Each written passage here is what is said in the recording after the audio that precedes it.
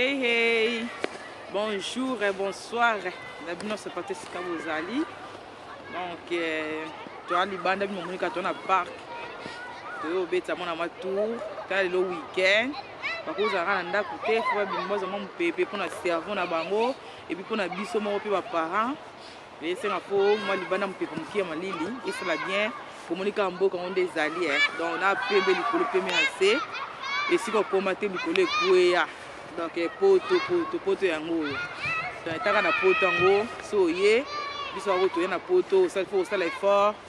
pour te aller eza facilité poto eza bien eza kitoko mais eza pena ba condition yango ebele so ningo vivre bien ozala bien na ba mindele donc en tout cas respecter kaka ba oyo eza ba loi na bango o mbela tiaka vraiment soko na Europe et singa faut intégrer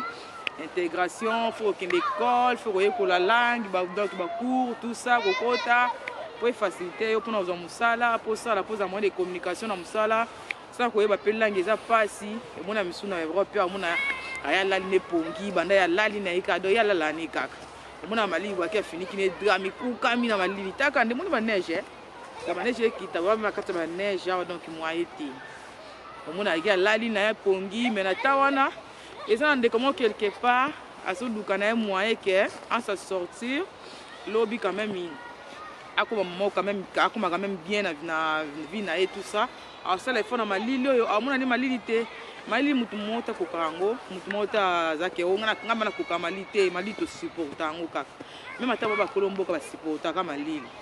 Pour ça, on bazala ba stress, mo ba komba on a hiver donc o kana ma ba komba ma rouge. Les supporta ka ma lili poto eza bongo. Na poto foko bunda foko luka foko ekola langue surtout likamba langue donc so ekola langue te pas it soko ebisanga ye poto depuis kala o mena poto o selem so ngana fo kinoka ngana sali ngana sali plus de 20 ans ngana sali plus de 30 ans ngana sali plus de 10 ans plus de 10 ans plus de 30 ans donc yo solo baloba wana ya nini kozana o fierté parce que tango lo babongo faut quand même ngana o mena mboka o na s'intégrer na eloko moko boye en tout cas Europe ememelang portelang eloko mona vie nanga Europe na yaka vraiment pamba te donc nzambe masalinga grâce même na nzela moto abengisinga même na nzela nga moko en tout cas moto akuta bengisanga sepela makasi pour amona make non na yesu teke sonité na pesa quand même esengo moko boya ta zala mutema ne ate en tout cas eloko moto na sala donc et ça quand même ngai au moins même nzambe liko pa zo lokum mais on so na poto mono bandino ba buzoba ba manino so ba jemo kokuna ba kirimo ya mabe okuna ba kirimo ya kotonga ya kofinga na ya koswana tout ça wana pour gagner combien pour gagner le komote au moins tu ressens le monte parce que na temps on man so na mkina tongo boye baninga ba ke classe ba ke bina ba ka ninga ba ke classe ba ke kula ko yo na temps aussi mano téléphone tango nakolamuka omuno sokoli na ote omuno sene loko moko te olamuna tongo de kana ikola mbetu bongo pesa nzambe merci te nzamba bombi abate lokali kle combien bazokota sama belé lelo ndeko ebele bazokufa lelo ebele bakota sama belé ozomona bomona mokilando monde onde ezokendele te monde eke mabe makasi siko yo nanga foto lokolenga nzambe makasi na bombo na biso foto tika mabe vraiment mabe surtout mabe okosa ka baninga makabo surtout mutia mabe ko créer la ka batu ba problème surtout mutu mezo vimba ka po jalousie mo eloko na mutu mo bazwa ki quelque part ngo mutu mesuke vimbi yo ebi combien mutu na souffrir na vie obi ko nyoka mutu na nyokwami ya suku tu ko supporter cham na mutu na uninga moni passe mambebeli yo ko kango te so ba pesa ngo bo obanzambe na sengi na kufa na pesa munzela mutu alekela oui ba difficulté no so ba moment difficile mutu na traverser na ngo éviter oya mama ko kamandika pour mutu na zu mutu ma jalousie koti o bandi ko simba téléphone na mkana tongo pesa nzambe merci te premier maso mutala muna tongo apesa na nzambe merci pour na souffle de vie merci na ningo bati ningo bombinga parce que ebele bakati ba pombo kana sa pongi akei kaka na sa pongi akei atiki yo na ngato tika na mokilo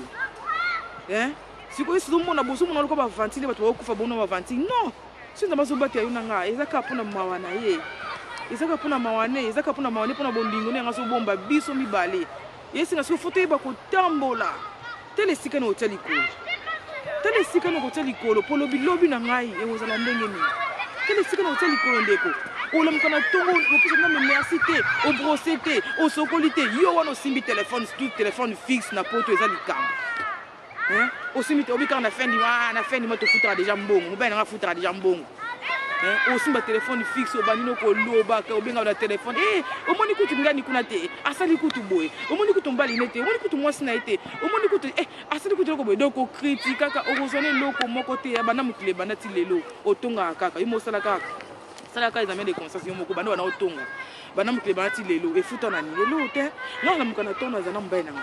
na muna tonga na seminza me merci mbana so ake musala ngana ziba na kyotika bana école na pokwa emsu na gosela tour pokwa emsu ya na midi ngana sela tonto kabula ka bongo yonko so tango ke obenga ka muto ndoko tonga tonga olanda ba via ba tout ça wana moi tikiselo mote et ça bien te et ça bien te ba yoko kwa kotako tonga yondo zali ba yoko tati muto ngo ta chanza kuma ne ko bondela akoma vraiment bien fi wana en tout cas ça va pambola yo le côté oyina poto ni ko s'intégrer te o simba téléphone fixe ko pesa na me merci o pesa na me merci te o banda ko tonga kanuka ka batwe ba ekiri mama tina ache ba ekiri kaka